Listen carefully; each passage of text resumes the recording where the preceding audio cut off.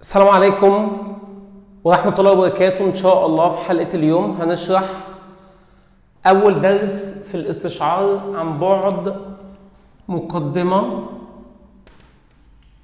في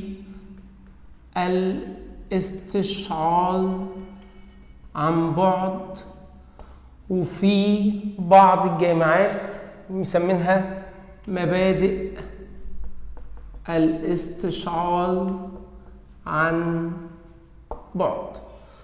فإن شاء الله حلقة اليوم هتكون عبارة عن أول محاضرة ومقدمة في الاستشعار عن بعد أو مبادئ الاستشعار عن بعد. أول حصتنا وأول حلقتنا هنتكلم في التعريف. وطبعا في الكتاب اللي انت بتذاكر منه كتاب الكلية هنلاقي ان الكتاب ذاكر اكتر من تعريف، وانت هنا هتسألني احفظ اني تعريف في الاستشعار.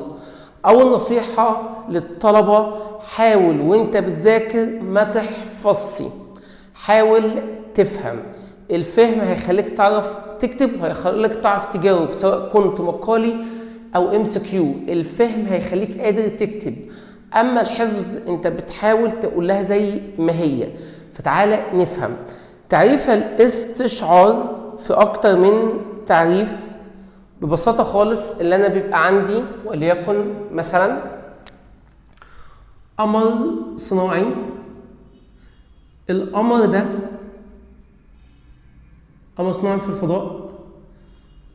القمر ده بيبقى عاوز يكتشف سطح الارض، وليكن مثلا هنا في ظاهرة، دي الظاهرة القمر الصناعي عاوز يستكشفها، وهنا في الشمس. فالشمس بتنزل أشعة، الأشعة بتخبط في الظاهرة بترتد تاني على القمر الصناعي، فالقمر الصناعي يبدأ ياخد الأشعة ويفهم الظاهرة. تعريف الاستشعار هو معرفة خصائص الظاهرة أو معرفة تفاصيل الظاهرة، أو اللي أنا باخد معلومات عن الظاهرة دون الاتصال المباشر، دون ما تلمسها، عن طريق انعكاس الأشعة. وطبعا ده التعريف اللي أنت محتاج تفهمه، واللي أنت هتلاقيه في كل التعريفات. كل التعريفات بتدير حول هذا التعريف. فيعني كلمة الاستشعار هو أنا بعرف خصائص الظاهرة، دي الظاهرة، هو معرفة خصائص الظاهرة دون الاتصال المباشر، انت ما لمستهاش، عن طريق انعكاس الأشعة. السبب الوحيد لوجود الاستشعار عن بعد أصلا هو انعكاس الأشعة. فلو الدكتور سألك في الشفوي أو في الامتحان ما هي فكرة عمل الاستشعار أو الاستشعار عن بعد، حتى اسمه اهو، حتى اسمه عن بعد، يعني انت مش جنب الظاهرة، انت بعيد خالص. ولو الدكتور سألك ما هي الفكرة المبنية على الاستشعار عن بعد، هتقول له انعكاس الأشعة، لأن لوما وجود انعكاس أشعة ما كانش فيه أصلا حاجة اسمها استشعار، وتاني اسمها استشعار عن بعد. يبقى ما هو تعريف الاستشعار؟ اللي أنا بعرف خصائص الظاهرة دون الاتصال المباشر من بعد عن طريق انعكاس الأشعة. يبقى القمر عرف خصائص الظاهرة دون ما يلمسها، بس الأشعة انعكست، بيبقى فيه هنا ده هنسميه مصدر الأشعة. حلو، مصدر الأشعة اللي هي الشمس. الشمس هتطلع أشعة تخبط في الظاهرة ترجع في القمر. القمر فيه حاجة اسمها سنسور. السنسور ده اللي هو المستشعر. السنسور ده بقى بيبقى جزء على القمر الصناعي، بيبقى وظيفته يستقبل الأشعة ويحولها لمعلومات. يبقى تاني هتقول لي ما هو يعز تعريف الاستشعار عن بعد؟ هقول لك الكتاب ذاكر لك كتير، بس كلهم بيدوروا حول المعنى ده، اللي انا بعرف خصائص الظاهره دون ما المسها وانا بعيد عن طريق انعكاس الاشعه، وبيستقبل الاشعه ده سنسور. حلو، جميل. وبناء على اللي قدامي فانا هقول لك، هحاول امشي بترتيب الPDF اللي انا ماشي فيه. فده التعريف. جميل. وهتلاقي كل التعريفات ماشيه بنفس المبدا، باختلاف بقى ان كل عالم عمال يزود حته او ينقص حته في التعريف، بس كلهم ماشيين تحت نفس المبدا. يعني في اشعه بتنزل بتخبط بترتد، اما صناعي سنسور اعرف معلومات عن الظاهره دون ما المسها. تاني حاجه عاوز اقول لك وهو ان انواع الاستشعار عن بعد. المبدأ نفسه هو نوعين، الاستشعار نفسه بشكل عام هو نوعين، في استشعار إيجابي وفي استشعار سلبي. يعني ايه كلمة إيجابي وسلبي اللي هو الفعال أو لا؟ بص يا أخي الفاضل صل على النبي، إن القمر الصناعي اعتمد على ضوء من الشمس اسمه سلبي، وده بيكون رخيص، وده بيكون منتشر في بلاد العالم. مش فاهم؟ هيبقى عندك دلوقتي حالا اوبشنين، يا اما القمر الصناعي ده القمر الصناعي واما ده القمر الصناعي.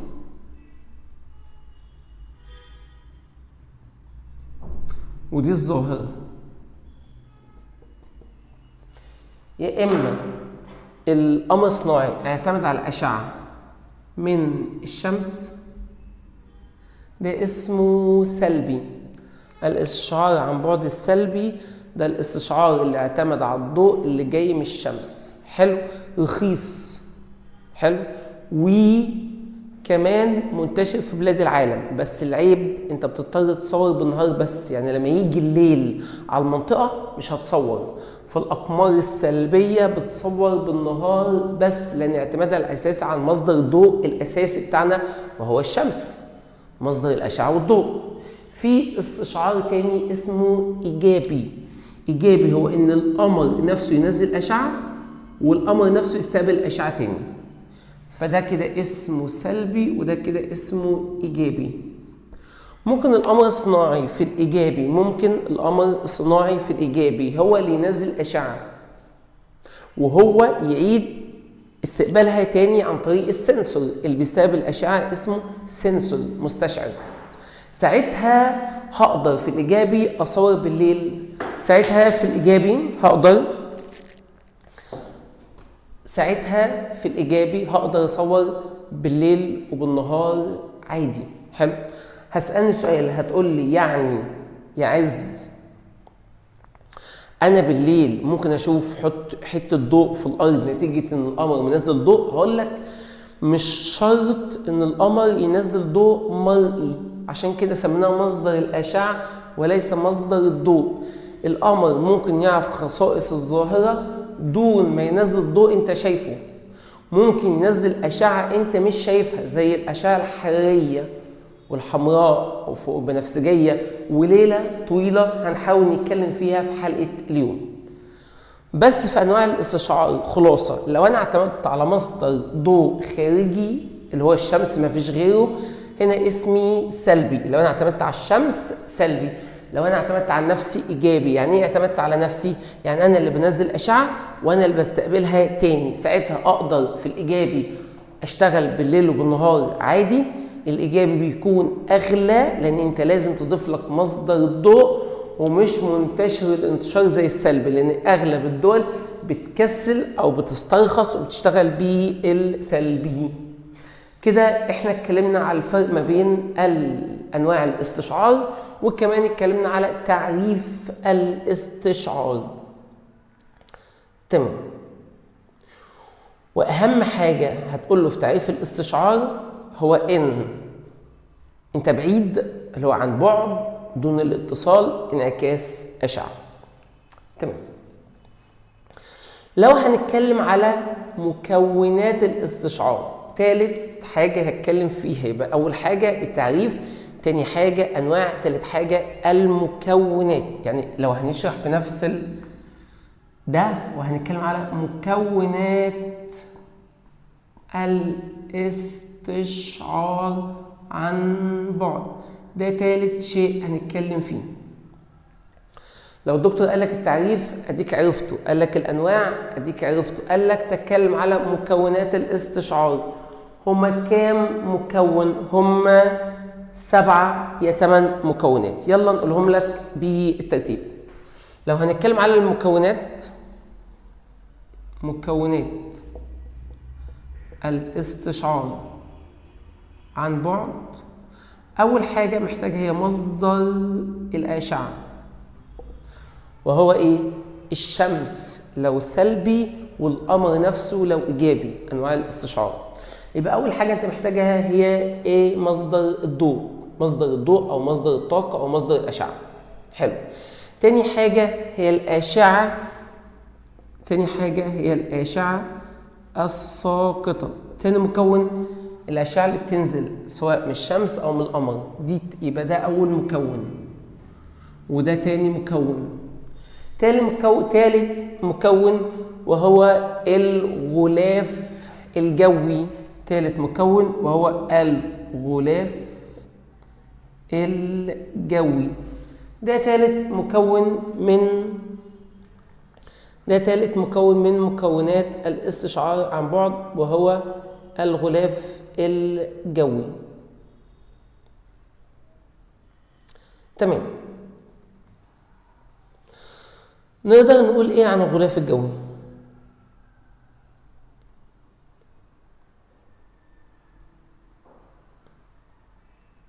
نقدر نقول هي ان في ثالث مكون وهو الغلاف الجوي مع الاشعه الساقطه، ان الاشعه اللي نازله من الشمس او نازله من القمر مش كلها بتوصل للهدف او للظاهره بتاعتي. حلو. هتلاقي في بعض الكتب كاتبين الغلاف الجوي مع الاشعه الساقطه، يعني هتلاقي مثلا شرح الغلاف الجوي مع الاشعه الساقطه، وسايبين 3 لحاجه تانية. بس تعال الاول نشرح الغلاف الجوي. مش كل الاشعه اللي نازله من الشمس او نازله من القمر الصناعي بتوصل للارض، مش كل اشعه بتوصل للارض، لان الغلاف الجوي بيتفاعل مع الاشعه الساقطه في بعض العمليات اللي بتمنع الاشعه توصل للارض. العمليات زي ايه؟ الحاجه اللي ممكن تحصل في الغلاف الجوي تمنع وصول الاشعه. في مثلا حاجه اسمها تشتت، في حاجه اسمها انعكاس وانتشار وانكسار. دي بعض العمليات اللي بتتم في الغلاف الجوي. طب ايه اللي في الغلاف الجوي بيخلي الاشعه كده؟ سطح الظاهره نفسه، العوالق الموجوده في الجو، الحاجات الطايره، حتى بخار الماء الموجود في الجو، حتى ذرات الهواء، الغازات، كده بيأثر على الأشعة. وتقريبا تفاعل الأشعة بيختلف من شعاع للتاني ومن الجو الموجود، وجود مية، وجود مطر، وجود غازات، ده بيخلي مش كل الأشعة بتوصل للأرض، في نسب بتوصل. فدي الفكرة اللي هم عاوزين يتكلموا فيها، وهي إن ودي الكلمة اللي هم عاوزين يتكلموا فيها، وهي إن مش كل الأشعة بتوصل للأرض. الأشعة بتقابلها بعض العوائق في الجو زي الانعكاس والانتشار والتشتت. حلو. وتعالى بالمرة أكلمك بشكل عام عن الأشعة الساقطة برضو. تعالى أكلمك كمان عن الأشعة الساقطة. الشعاع اللي نازل ده مش لازم يكون مرئي، ممكن يكون مرئي بس مش لازم. هتعرف ان الشمس بتنزل اشعه راديو، اشعه مايكرويف، اشعه حراريه، اشعه فوق حمراء، اشعه بنفسجيه، وكل شعاع بيختلف عن التاني في حاجتين. في حاجتين هندرسهم مع بعض، ان الاشعه بتختلف عن بعض في حاجتين، وهو الطول الموجي والتردد. وناخد لمحة سريعة، وهو إن ده شعاع وده شعاع. حلو. الطول الموجي هي المسافة ما بين قمتين متتاليتين أو قاعين متتاليين أو قمة وقاع. المسافة بين قمتين جنب بعض أو قاعين جنب بعض أو قمة وقاع اسمها طول موجي. أما التانيات دي اسمها تردد، والتردد كان بيتقاس بإيه؟ بالهرتز. وحدة قياس التردد الهرتز. طب وحدة قياس الطول الموجي؟ طول موجي يعني طول. المفروض الطول في الطبيعة بيتقاس بالمتر. حلو؟ بس بما إن الطول الموجي حاجة صغنونة جدا فبنقيسها بوحدات صغيرة جدا زي مثلا مايكرومتر أو نانو متر. الميكرومتر أو النانومتر هي وحدات قياس طولي، بس حاجات صغنونة خالص. زي المتر ما بيقيس طول، الميكرومتر والنانومتر بيقيس طول بس حتت صغيرة. نكمل كلامنا.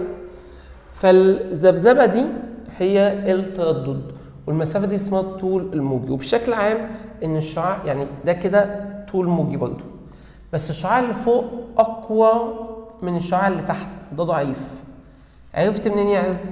عرفت إن كل ما كان الذبذبة كتير ده معناه اللي هو أقوى. يعني إيه أقوى؟ يعني قدرته على اختراق الأجسام أكبر. حلو؟ ودي لسه فيها قصص كتير في الحلقات الجاية. بس وأنا بتكلم عن المكونات عاوزك تعرف إن الأشعة الساقطة مش كلها نوع واحد. في أشعة سينية، في أشعة مايكرويف، في أشعة راديو. فأنت هتسألني إيه عز الفرق ما بين الراديو مثلا والأشعة الحرارية؟ هقول لك الفرق بين أي شعاعين في الاثنين دول يا طول موجي يا تردد. وكل ما كان التردد عالي كل ما كان الأشعة أقوى. فاهم أنت الفكرة دي؟ طب هنعرف منين؟ دي بقى شرح في الحلقات الجاية، مش موضوعنا حالا. أنا بتكلم على المكونات. فلو بتكلم معاك على المكونات فأنا عاوز أقول لك إن أول مكون موجود هو مصدر الأشعة. طب يعني ايه كلمة مكونات؟ حاجة لازم تكون موجودة عشان نقدر نعمل ايه؟ استشعار. وهم 7، وغياب أي واحدة فيهم هيؤدي لعدم وجود استشعار. الأولى مصدر الأشعة، الثانية وجود أشعة ساقطة. حلو؟ واحنا لسه عارفين حالا إن الأشعة الساقطة مش واحدة، في أنواع كتير من الأشعة بتختلف في حاجتين، في الطول الموجي والتردد، وخدنا نبذة سريعة عنها. حلو؟ من ضمن الاثنين برضو هي المفروض كانت 3 بس احنا خليها في الاثنين، هي الغلاف الجوي. ان الاشعه وهي نازله في الجو ما بتنزلش بشكل كامل. ليه؟ لان الاشعه بتقابل بعض العوائق، بعض العوالق، بعض بخار الماء، بيؤدي الى وجود عمليات زي مين؟ زي التشتت والانعكاس والانتشار والانكسار، بيخلي الاشعه ما توصلناش. تمام. 3 بالنسبه لي انا هي الاهداف الارضيه. الاهداف الأرضية دي الظاهرة اللي أنا بصورها علشان أبدأ أحصل منها على معلومات. الأجسام أو الظاهرة دي بتختلف، ممكن تكون عربية، ممكن تكون شجرة، ممكن تكون مية. فتعامل الأشعة الساقطة اللي هي 2، الأشعة الساقطة بتتعامل مع الظاهرة ب3 أشياء. يعني أنا لو هبدأ أفضي السبورة حالا كده،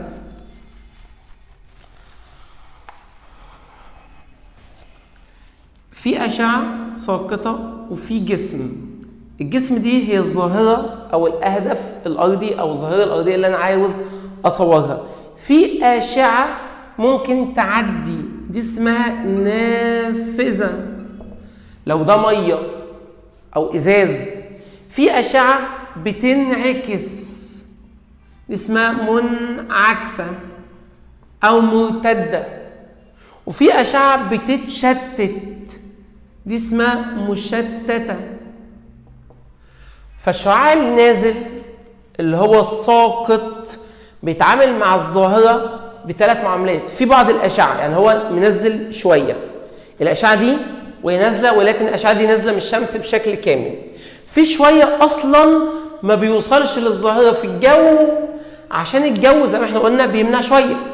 الشوية بقى اللي وصلوا للظاهرة بيتعاملوا 3 معاملات، في اللي بيخترق الظاهره، وفي اللي بينعكس من الظاهره، وفي اللي بيتشتت من الظاهره. طب النسب قد ايه يا عز؟ النسب دي بتختلف، النسب دي بتختلف من ظاهره للتانيه. يعني انا مش هقول تاثير الازاز على الاشعه الساقطه زي تاثير الرمل.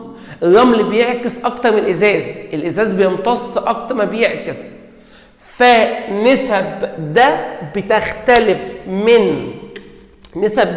بتختلف من ظاهره للتانيه. بس على العموم الاشعه الساقطه لما بتقابل الظاهره او الهدف الارضي، البعض بيخترقوا والبعض بيتشتت والبعض بينعكس، وانا كاستشعار عن بعد يهمني قوي الانعكاس. فاهمني؟ تمام. مين بقى بيستقبل الاشعه المنعكسه؟ يعني مين بيستقبل الاشعه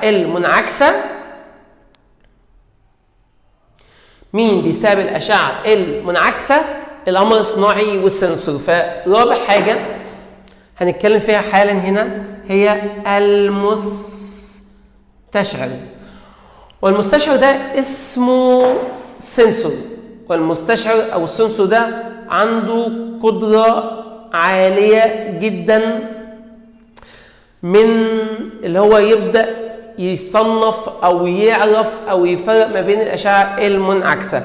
السنسور ده عباره عن مجسم او مستشعر مثبت في القمر الصناعي. تمام. السنسور وظيفته اللي هو ياخد الاشعه المنعكسه ويحولها لصوره. فالسنسور اللي هو المستشعر سنسور هو مجسم موجود في القمر الصناعي، وظيفته يستقبل الاشعه المنعكسه اللي انعكست بس ويحولها لصوره. يعني ايه كلمه صوره للي مذاكر؟ الصوره يعني راستر. الصوره يعني راستر. واللي ما يعرفش يعني ايه راستر طبعا في حلقات جايه كتير هنتكلم فيها بالتفصيل. والراستر مكون من مربعات مسمينها ايه؟ بكاسل.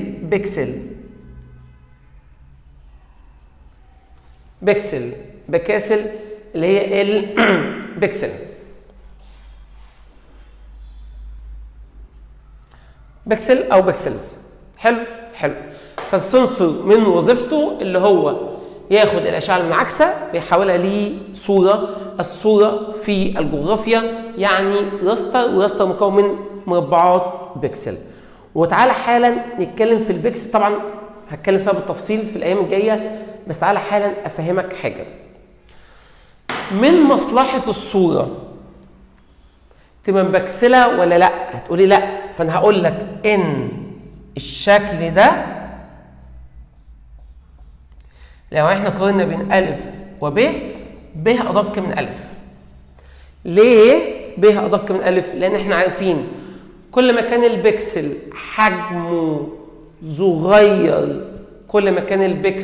حجمه صغير، وعدده كتير الصورة أدق.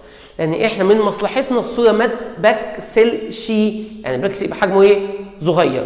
ده معناه ان في اعداد كتير جدا من انواع المستشعرات. يعني في مستشعرات قدامي في الكتاب، في مستشعر اسمه MSS متعدد الاطياف، في مستشعر اسمه TM، في مستشعر اسمه ETM. يعني انا لو هكتب الانواع اللي قدامي حالا، في مستشعر اسمه MSS، وفي TM، وفي ETM بلس، وفي انواع كتير من المستشعرات. هتقول لي يا عز طب ايه الفرق ما بين المستشعر الاولاني والمستشعر الثاني والثالث، او يعني ايه الفرق بين المستشعرات؟ الفرق هنا طبعا احنا عارفين تاني ان وظيفه المستشعر هو بيستقبل الاشعه المنعكسه ويحولها لصوره. جميل. فايه هي وظيفه المستشعر او ايه الفرق بينهم؟ ان في مستشعر بيطلع لي الصوره ادق من صوره. يعني الصوره ادق يعني عدد البكاسل اكتر. ركز. حلو. فلو قلت لك مستشعر دقته 5 متر ومستشعر دقته 10 متر من الادق، هتقول 5 متر. ليه؟ لان 5 متر معناها 5 في 5 في 5 في 5، اما ال 10 متر 10 في 10 في 10 في 10. فكل ما كان البكسل دي اسمها بيني وبينك كده النهارده اسمها دقه مكانيه. فكل ما كان البكسل اللي هي الدقه المكانيه حجم صغير كل ما كان افضل. فبتختلف في المستشعرات اللي بسبب الاشعه هي دقة الصورة. تاني حاجة الألوان، دقة الألوان وجودة الألوان والتعرف على الألوان بتختلف من مستشعر لتاني. عامل زي كاميرا موبايلك، هي كاميرا موبايلك بتصور ازاي؟ بتطلع أشعة، بتخبط في الظاهرة، بترجع تاني الموبايل بيستقبلها تاني، أو اللي بيستقبل ده بقى اسمه سنسور، اللي مخلي الآيفون دقته وسرعته وصورته أحلى من موبايلك تاني الأوبو مثلا، لأن الآيفون في سنسور أعلى، فاختلاف السنسور بيديك دقة أعلى، ألوان أوضح. فاهم؟ تمام. وتعال نتكلم على 5 هي المحطات الأرضية. كل ده بنتكلم فين؟ في مكونات الاستشعار عن بعد.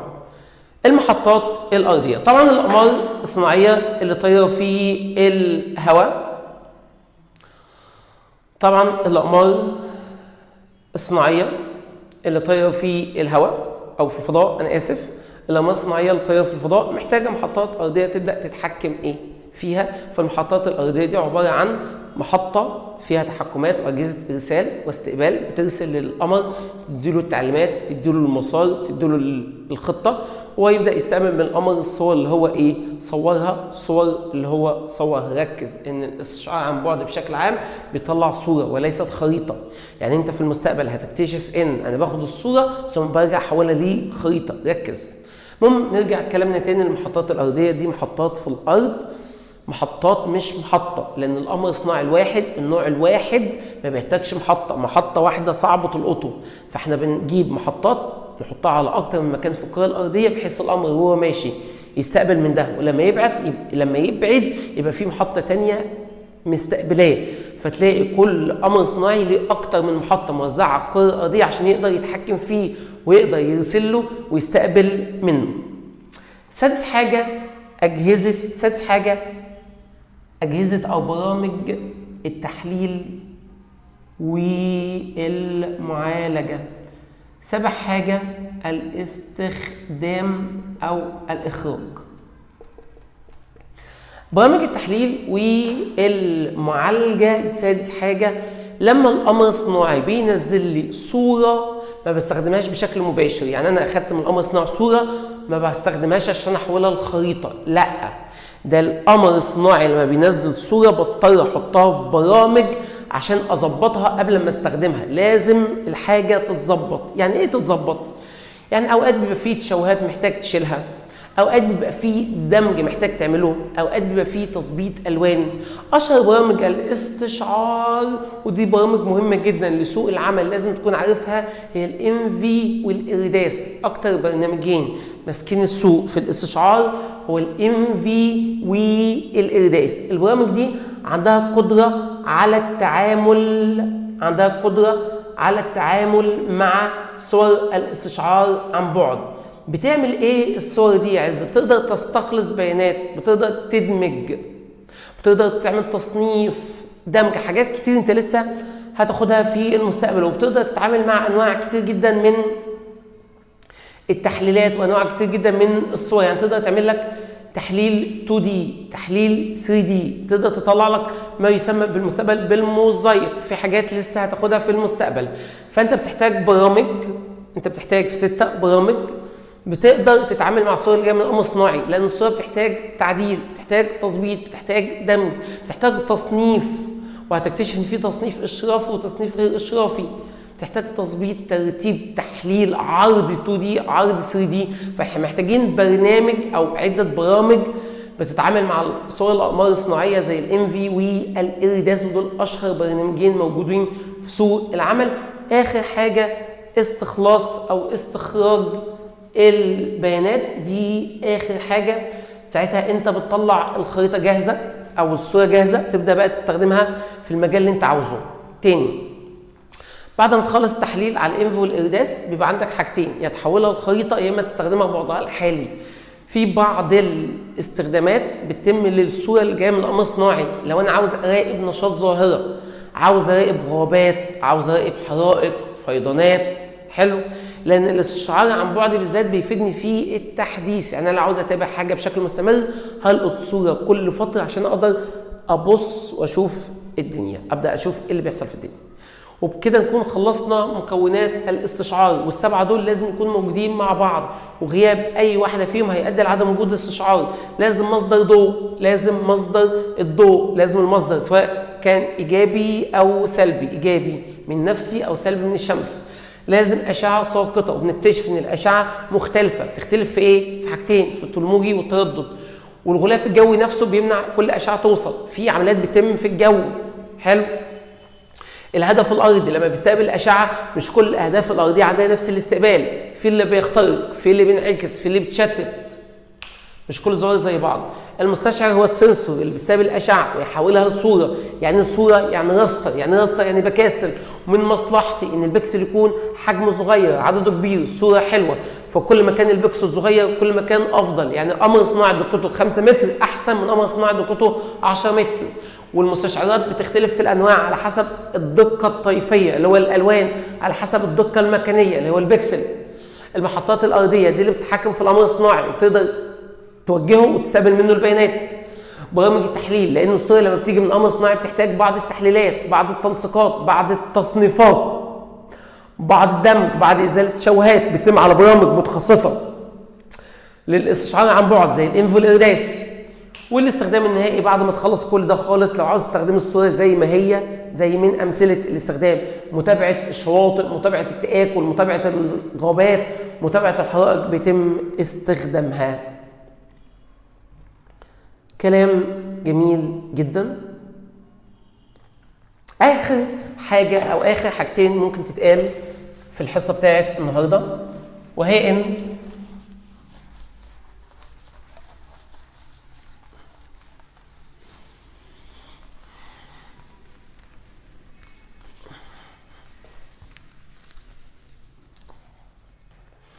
انا محتاجك تعرف ان الاشعه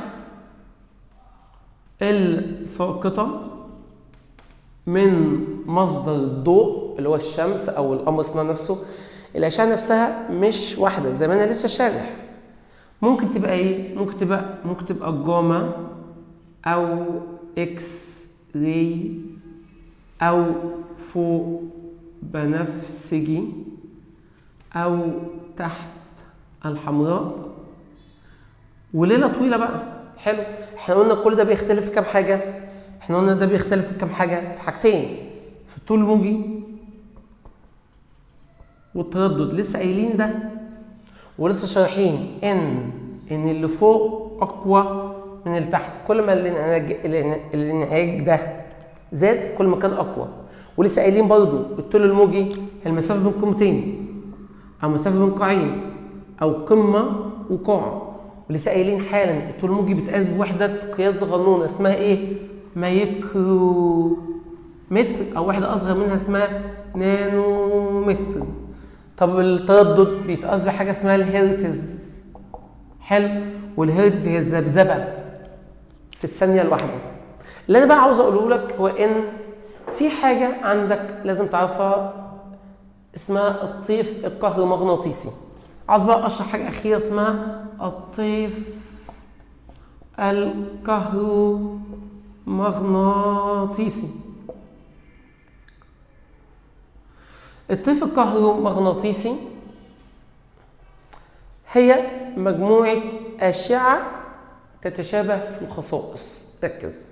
الطيف الكهرومغناطيسي بينه وبينك، الطيف الكهرومغناطيسي اللي هو البند بينه وبينك كده اسمها بالعربي شله. يعني ايه كلمه شله صحاب؟ يعني شويه صحاب لهم نفس التفكير. كذلك الاشعه، كل شويه اشعه متشابهين بيمشوا مع بعض. هتقول الاشعه تتشابه في ايه؟ في الطول الموجي والتردد. فتلاقي شويه اشعه ماشيين مع بعض اسمهم فوق بنفسجي، وهتلاقي شويه اشعه ماشيين مع بعض اسمهم جاما، وتلاقي شويه اشعه ماشيين مع بعض اسمهم حمراء. فاهم؟ انت بتشوف بعينك بس الاشعه المرئيه، فانت بتشوف بعينك بس الضوء المرئي. حلو. لو انت جبت رسمه الطيف الكهرومغناطيسي هتلاقي ان الرسمه طويله. حلو. هتلاقي ان الرسمه عامله كده بتاعت الطيف الكهرومغناطيسي، ورسمه معروضه قصادي حالا ده الطيف الكهرومغناطيسي بشكل كامل. في بقى ايه؟ جاما واكس راي وفوق بنفسجي مش عارف ايه. احنا اللي احنا بنشوفه بعينينا جزء صغنون جدا اسمه المرئي، والباقي موجود بس انت مش بتشوفه. واقول لك كم معلومه بسيطه جدا وهنكتفي بهذا القدر. الكم معلومه بسيطه هو ان انت بتشوف بعينك الضوء المحسوب ما بين علامه 4 لعلامه 7 ميكرومتر. اي اشعه محسوبه ما بين علامه 4 لعلامه 7 ميكرومتر انت بتشوفه بعينك، وده اسمه ضوء مرئي. بص، الطيف المرئي حاجه، دي اخر حاجه تتقال، والمرئي من الشمس حاجه تانية. هتكتشف ان الضوء المرئي اللي انت بتشوفه بعينك بس، هتكتشف ان الشمس بتنزل 3 الوان بس اللي هو الRGB. يبقى الشمس بتنزل 3 الوان: احمر اخضر ازرق، احمر اخضر ازرق. يبقى الالوان اللي بتنزل من الشمس 3، وكل الالوان اللي في العالم دي كلها اللي انت تعرفها لو ربنا خلقها مزيج بين 3. كل الالوان الموجوده في العالم مزيج بين ال3. اما الطيف الكهرومغناطيسي هي الوان الطيف ال7. حلو. الوان الطيف 7. لازم تعرف ان ال7 دول مكونين من 3 بس. مش فاهم يا عز؟ الشمس بتنزل كمرئي 3 الوان بس احمر اخضر ازرق، ريد جرين بلو. وان الطيف المرئي ده اللي هو ال7 الوان بتوعنا، الوان الطيف بتوعنا دول عباره عن مزيج بين 3. فلو الدكتور سالك الوان الطيف المرئي كام، هتقول له 7. قولهم له، قول له مثلا بنفسجي ونيلي وازرق واخضر واصفر وتاني واحمر، 7. اما الشمس بتنزل 3 الوان بس. دكتور يسالك، طب هيقول لك طب ما انا بشوف الوان كتير اهو. هتقول له يا دكتور كل الالوان الموجوده في العالم مزيج بين ال3. طب يعني ايه كلمه طيف كهرومغناطيسي او بند؟ دي شويه اشعه ماشيين مع بعض يحملون نفس الخصائص. التعريف العلمي هي مجموعه من الاشعه او الترددات لها نفس الخصائص وبتختلف عن بندات ثانيه. يعني كل شويه اشعه شايلين نفس الخصائص ماشيين مع بعض، شايلين نفس الميزه ماشيين مع بعض، فبنسموهم بندات. فكل واحده من دول عباره عن بند. يعني ايه بند؟ يعني اشعه ماشيه مع بعض تحمل نفس الخصائص وتختلف عن خصائص البندات الاخرى. وبكده نكون هنا مقدمه في الاستشعار او مبادئ الاستشعار عن بعد. دي كانت اول حصه ودي كانت مقدمه. ان شاء الله باذن الله في الحلقات الجايه هنبدا نستفيد جدا جدا جدا في الشرح. شكرا لكم جدا وبالتوفيق.